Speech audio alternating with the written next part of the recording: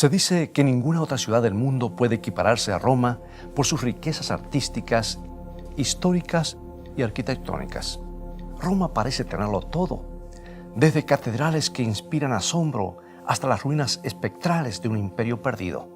Por todas partes hay estatuas, fuentes y monumentos, al igual que cafés de moda y tiendas exclusivas dedicadas a la ropa más fina y elegante. En Roma abundan los recuerdos históricos de césares, papas y revolucionarios. Al mismo tiempo, la ciudad se deja arrastrar por la fuerza irresistible del intercambio comercial. Aquí la gente pareciera saber vivir. Por eso llegan turistas provenientes de todo el mundo, ansiosos de probar la buena vida que Roma promete dejarles gozar. Sin embargo, es digno de notar que en lo pasado, esta ciudad se veía impulsada por otro tipo de comercio, muy diferente del actual. En esos tiempos, multitud de peregrinos recorrían las calles buscando alguna reliquia sagrada. Esa compulsión llegó a convertirse en una prolongada y tétrica danza con la muerte. Hoy veremos si Roma puede librarnos de la muerte y su guadaña implacable.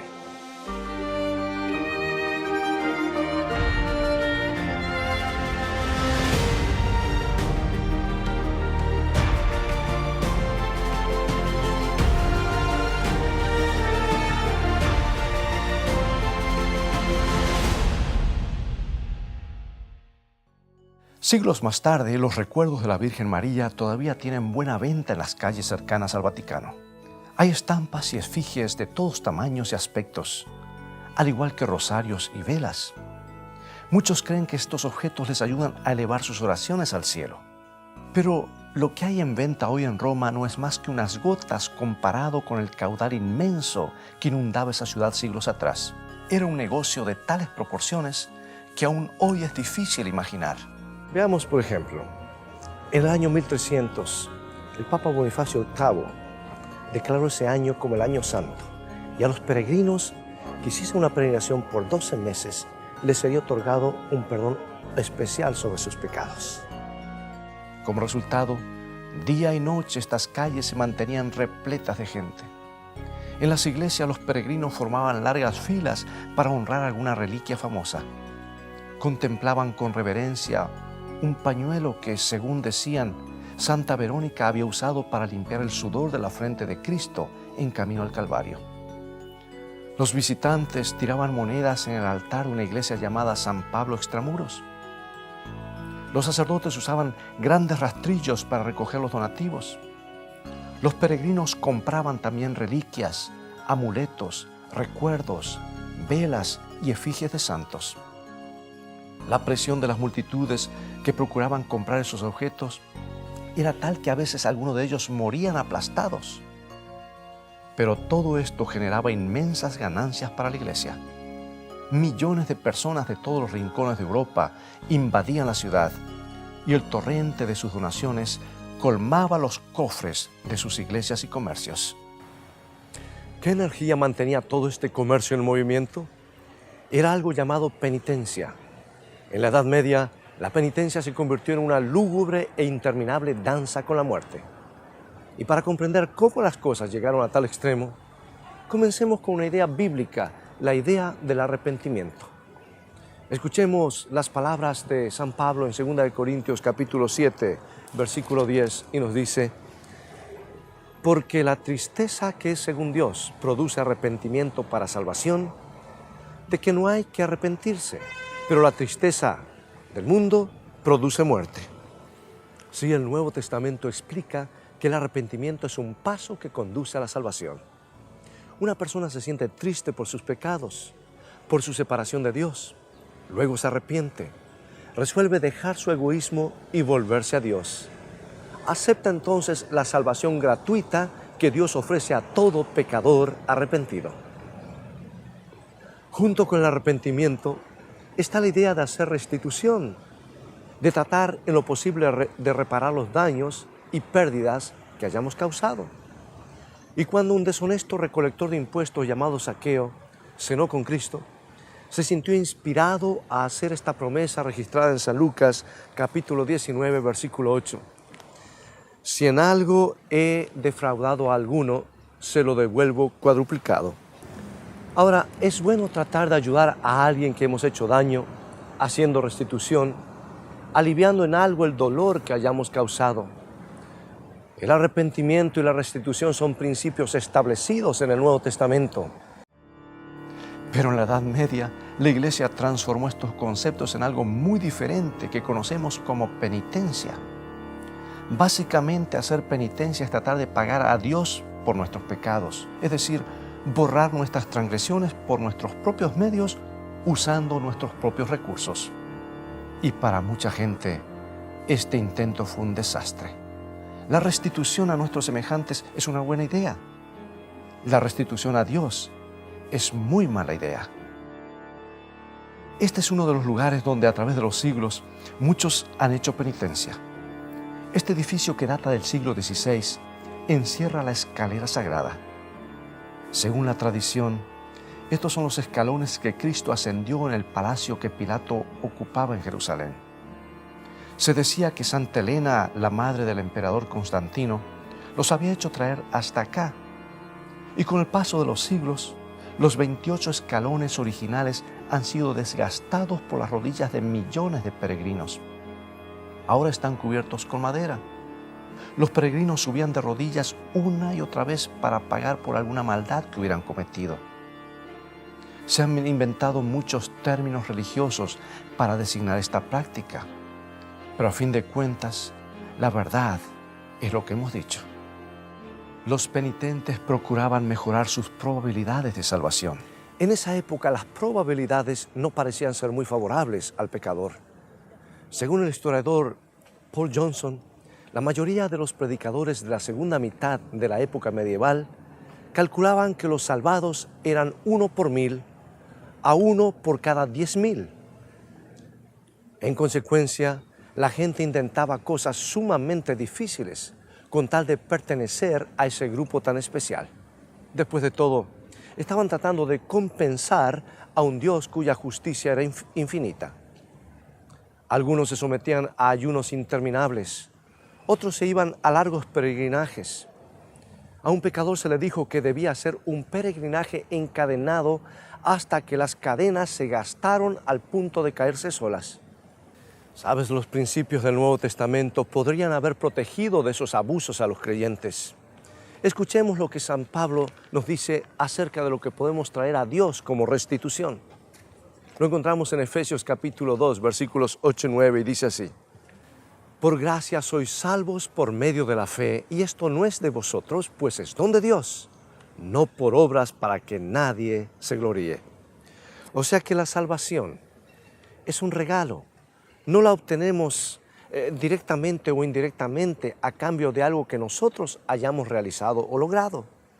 La recibimos únicamente por fe. Y cuando venimos a Dios arrepentidos, hay una sola cosa que podemos ofrecerle, y esa es nuestra fe. Confiamos en Él y Él borra nuestros pecados.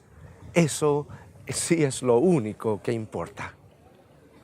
Pero esta magnífica verdad del Nuevo Testamento se veía constantemente pisoteada por el comercio religioso de esta ciudad. La gente quería algo tangible, algo que pudieran sujetar con su mano, alguna muestra de su perdón, como ser cierto número de visitas a diversos santuarios famosos, o cierta cantidad de plegarias recitadas para gloria de la Virgen. Y la Iglesia acomodaba esas preferencias. Por supuesto, había cínicos que tomaban todas las cosas a juego, pensando que podrían aplacar la ira de Dios con una cuantiosa ofrenda. Algunos llegaban al punto de pagar a otros para que cumplieran las penitencias que les correspondía hacer. Pero mientras mayor fuera la sinceridad de un creyente, más se esforzaba por cumplir con esas obligaciones casi sobrehumanas, esos largos ayunos y peregrinajes. Además, los creyentes se veían corroídos por una grave duda. ¿Qué sucedería en caso de que una persona muriera antes de haber podido completar su penitencia? Para subsanar esta dificultad, poco a poco la Iglesia fue adoptando la idea del purgatorio. Así uno podría seguir pagando por antiguos pecados después de haber muerto. Todavía habría una posibilidad de entrar al cielo gracias a nuestras obras. Los penitentes que subían la escalera santa sobre sus rodillas Creían que por cada escalón que subieran, se les descontarían 9 años de purgatorio. Sentían, por lo tanto, que estaban acortando sus obligaciones aplicables a la otra vida. Así fue como todas estas penitencias se convirtieron en una lóbrega danza con la muerte. Los creyentes procuraban asegurarse de que podrían burlar los intentos de la muerte, de apresarlos por toda la eternidad. Intentaban agotar el derecho del sepulcro a retener sus almas pecaminosas. Esperaban pacificar las demandas del purgatorio.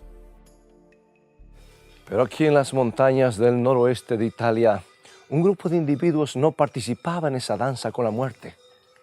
No se habían dejado atrapar en ese abrazo agotador. Habían descubierto un mejor escape de la mortalidad humana. Y cosa extraña, lo estaban proclamando en el corazón mismo de la Edad Media. Eran los valdenses, un grupo de creyentes que habían adoptado la idea, entonces novedosa, de que había que basar toda creencia solamente en lo que decía la Biblia y nada más. Pensaban que podían leer lo que Cristo enseñó y lo que los apóstoles escribieron y vivir conforme a la voluntad divina. Y esta fue su conclusión. Dice una antigua enseñanza valdense: por cuanto en ningún pasaje de la ley se hace mención alguna de un lugar llamado purgatorio, ni los apóstoles han dejado ninguna instrucción expresa acerca de eso, no hay ninguna obligación de creer. Los valdenses llegaron a llamar al purgatorio un invento del anticristo. Uno de sus proverbios dice así: en el más allá hay solo 2 destinos, el paraíso y el infierno. Eso es lo que creían ya en 1274, cuando el purgatorio pasó a ser una doctrina oficial de la Iglesia Católica Romana en el Segundo Concilio de Lyons. En los escritos valdenses no faltan las referencias al arrepentimiento. Ellos proclamaban que la nueva vida en Cristo comienza con el arrepentimiento. Todos deben arrepentirse antes que les sobrevenga la muerte. No hay tiempo que perder. Dios espera al pecador, pero si se prolonga el tiempo de su paciencia, es solo durante nuestro peregrinaje terrenal, aquí abajo. Esto es lo que estos creyentes escribieron tocante a su fe, y podían decirlo con plena confianza, aún en medio de las tinieblas medievales, porque tenían un cuadro muy claro de quién era Jesús. A diferencia de la mayoría de los demás, se encontraban con Él directamente en las palabras de los evangelios. Sabían lo que el Salvador había dicho, conocían sus promesas y la esperanza que ofrecía. Y una de las razones por las cuales la idea del purgatorio halló cabida entre las enseñanzas de la Iglesia de Roma es que la idea de un alma inmortal que después de la muerte quedaba flotando por ahí desencarnada ya se había arraigado. Las ideas griegas acerca de un alma eterna, indestructible, ya habían tenido influencia en la Iglesia. Habían moldeado su percepción del infierno y de la naturaleza de los seres humanos. Y en esto también las claras enseñanzas del Nuevo Testamento apuntan en otra dirección.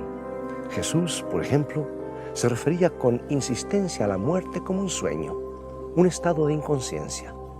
Se hacía eco de las ideas que expresa el Antiguo Testamento. Por ejemplo, Eclesiastés capítulo 9, versículo 5, que nos dice: los muertos nada saben. O también Salmo 115, 17. No alabarán los muertos a Jehová, ni cuantos descienden al silencio. Aquí no cabe ninguna imagen de almas que procuran purificarse después de la muerte. El apóstol Pedro dijo claramente que Dios es el único que tiene inmortalidad. Pablo escribió una resurrección de los muertos y describió que sucedería solamente en ocasión de la segunda venida de Cristo. Cuando exploramos el Nuevo Testamento, tomándolo como una unidad, esto es lo que encontramos. Se refiere en diversas formas al alma humana. El alma se entristece, se llena de angustia, es capaz de amar, se puede salvar, perder o destruir. Pero lo más digno de notar es que ni una sola vez se describe el alma como algo inmortal, ni siquiera una vez. Lo mismo puede decirse de la palabra espíritu. La Biblia menciona un espíritu de sabiduría, un espíritu de mansedumbre, reconoce a los espíritus inmundos, al espíritu fervoroso y al espíritu renovado. pero se muestra completamente ajena a cualquier espíritu humano eterno. La palabra divina se refiere con elocuencia al único Dios que es inmortal. No se cansa de mencionar el pacto eterno, el reino eterno, el evangelio eterno. Además, exalta el eterno poder y los propósitos igualmente eternos de Dios. De sí misma dice que permanece para siempre. Habla de un trono establecido para siempre y afirma que la gloria divina es eterna. ¿No es por eso, por cierto, notable que ninguna de estas palabras se aplique al alma humana? Preguntemos entonces, ¿qué esperanza animaba a este pueblo que preservó su fe entre estas montañas y cuyos familiares eran consignados al descanso a la sombra de estos árboles frondosos?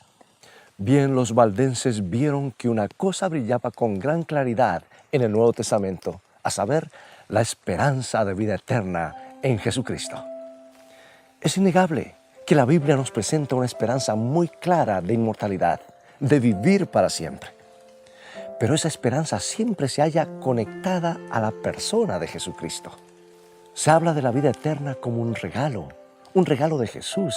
Y Pablo deja en claro, al decir a los romanos en el capítulo 6, versículo 23, lo siguiente: porque la paga del pecado es muerte, mas la dádiva de Dios es vida eterna en Cristo Jesús, Señor nuestro. O sea que como seres humanos no tenemos vida eterna en nosotros mismos, pues se trata de un don de Dios. ¿Y cómo la recibimos? Conectándonos con Cristo por la fe. Escuchemos esta promesa del mismo Jesús, que se halla registrada en San Juan capítulo 3, versículo 36. El que tiene al Hijo tiene vida eterna. ¿Cuál es entonces la clave para hallar la inmortalidad y derrotar al tétrico segador? Simplemente hacer la conexión correcta, creer en Jesús. No necesitamos danzar con la muerte en el purgatorio. Solo necesitamos abrazar a Jesucristo en el presente. En vano buscaremos un alma inmortal en nuestro interior. Nuestra búsqueda debe conducirnos hacia afuera y remontarnos hacia Cristo. En esto debe consistir nuestra esperanza. Y el apóstol Juan quería que este punto quedara tan claro como el cristal. Y escribió en su epístola, en 1 San Juan capítulo 5, 11, lo siguiente: Dios nos ha dado vida eterna y esta vida está en su Hijo. La vida eterna está en Jesús. Nuestra identidad eterna depende de que nos conectemos con Él. Nuestra alma debe hallar un hogar en Él. Así es como descubrimos quiénes somos. Bien, los valdenses se aferraban de la esperanza que brota del Nuevo Testamento. Por eso no necesitaban depender de las baratijas religiosas, ni necesitaban repetir una plegaria 50 o 100 veces, solo por si acaso. Los valdenses, de hecho, rechazaron el sistema completo del purgatorio y las penitencias. Rechazaron las limosnas por las almas del purgatorio, las misas, oraciones, donativos y absoluciones por los muertos. A la luz del maravilloso don de la vida eterna en Cristo, nada de lo anterior tenía sentido. ¿Cómo reaccionó la iglesia romana? Por supuesto, la iglesia tenía gran interés en mantener el flujo de peregrinos a sitios como este, San Juan de Letrán. Esta imponente estructura es una de las 4 basílicas patriarcales. Las 15 estatuas colosales de la fachada representan a Cristo, Juan el Bautista, Juan el Evangelista y los 12 apóstoles. Las puertas de bronce que forman el portal central fueron traídas hasta acá desde el edificio de la curia en el foro. En un pilar interior, el fragmento de un fresco muestra al Papa Bonifacio VIII en el acto de proclamar el primer año santo que hemos mencionado. El altar papal al centro de la iglesia incluye una mesa de madera que, según la tradición, San Pedro habría usado en una celebración de la Cena del Señor. Pero durante siglos, lo que más peregrinos atrajo y todavía atrae es un par de calaveras fijas a sendos bustos de plata en el altar. El Papa Urbano las trajo como reliquias el año 1367. Se asevera que son las cabezas de Pedro y Pablo. Millares de personas querían acercarse a los restos de esos famosos apóstoles para honrarlos. pero sobre todo anhelaban obtener el crédito espiritual que pudiera crear un peregrinaje a este sitio. Querían librarse del purgatorio por el tiempo que se les concediera. Los jerarcas de la iglesia no vieron con buenos ojos a los valdenses cuando estos comenzaron a proclamar que el purgatorio era una tradición eclesiástica sin base bíblica. De esta interminable danza con la muerte, la iglesia obtenía sumas espectaculares de dinero. Sin duda, muchos sacerdotes habrán creído sinceramente que estaban ayudando a gente a confiar en su salvación. Pero era difícil evitar verse corrompidos por el torrente de donaciones que fluían sin cesar.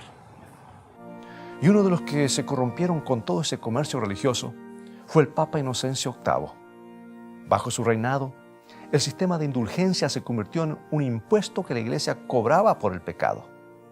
Cualquier crimen podía ser expiado si el precio era conveniente. En vez de combatir la extensa corrupción clerical, Inocencio VIII dirigió su indignación contra los valdenses, esos porfiados herejes que insistían en resistir la presión a participar en la danza sin fin con la muerte. Por fin proclamó una cruzada contra ellos. En 1487 llegó aquí a la ciudad de Turín una bula papal dirigida al representante de la Santa Sede, un hombre llamado Cataño. El Papa Inocencio VIII declaró que los valdenses, si bien se ocultaban tras una falsa apariencia de santidad, se habían hundido en el abismo del error. Nada quedaba por hacer sino destruir esa secta maldita. El Papa le ordenaba a Cataño aplastarlos como áspides venenosas. Prometía que todos los que participaran en la cruzada obtendrían una indulgencia plenaria, es decir, el perdón de todos sus pecados. Por fortuna, el duque de Saboya, que gobernaba en Turín, se negó a cooperar con Cataño. Los valdenses eran buenos súbditos y él no estaba dispuesto a declararles la guerra. Y a Cataño no le quedó más remedio que perseguir a los valdenses que todavía quedaban en las montañas al oeste de aquí. Los soldados comenzaron entonces a incursionar en busca de víctimas. Una vez más, esos sinceros creyentes se vieron obligados a internarse aún más en las montañas. Tuvieron que abandonar sus hogares y sus posesiones. Tuvieron que huir con sus niños. Algunos fueron apresados y cruelmente asesinados. Y a pesar de todo, no abandonaron su fe. Rehusaron desprenderse de la esperanza que veían brillar con tanta claridad en el Nuevo Testamento. No consentirían en unirse a las multitudes que llenaban una iglesia para sentirse cerca de las calaveras de Pedro y Pablo y lograr que se acortara su estancia en el purgatorio. En cambio, escuchaban lo que Pedro y Pablo dijeron mientras estaban vivos. Podemos captar su sincera convicción en un llamado realizado por cierta delegación de valdenses. Estas son las palabras que dijeron a su principal perseguidor, que se acercaba a su aldea. Somos obedientes y fieles súbditos del rey y fieles cristianos, declararon. Nuestros pastores están listos para probar, basados en la autoridad de los testamentos Nuevo y Antiguo, que nuestra forma de comprender la fe cristiana es correcta. En Dios colocamos nuestra esperanza.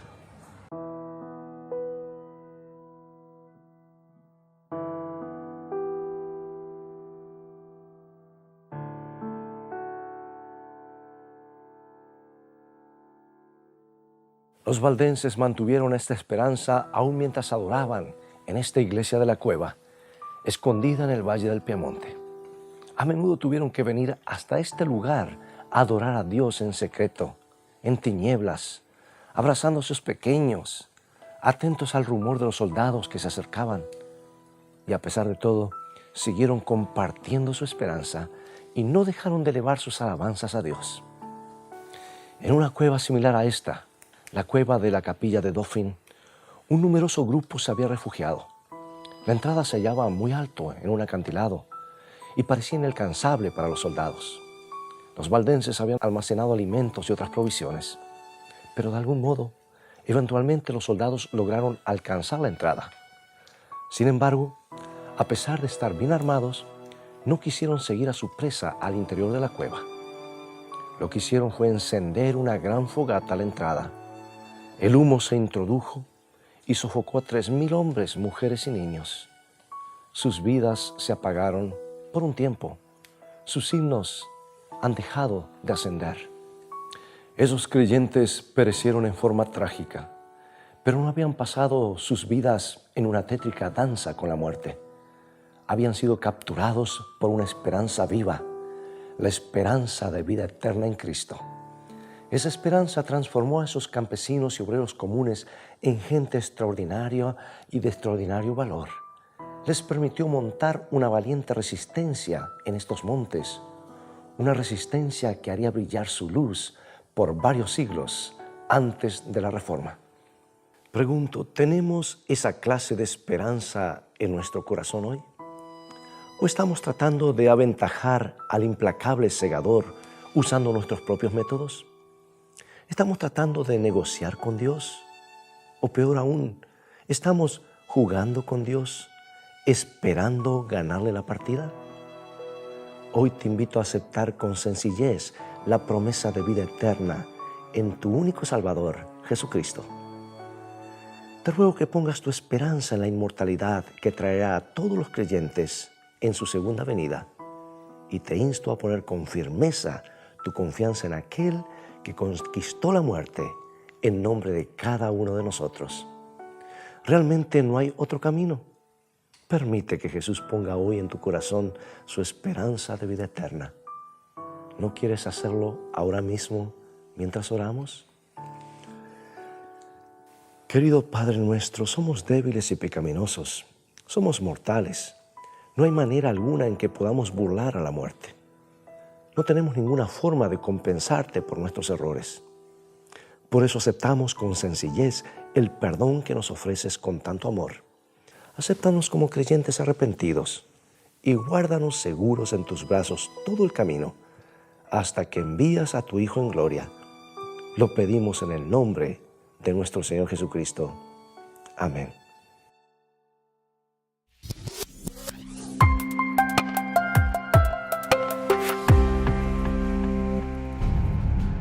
Fe a toda prueba, la serie que relata hechos históricos sobre la persecución y la victoria de los primeros cristianos, ya está disponible en escritoestá.org.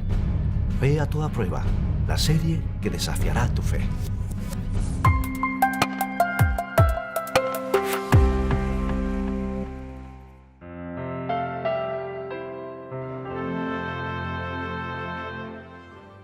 Bien amigos, es todo el tiempo que tenemos por hoy desde la Iglesia de la Cueva en el norte de Italia.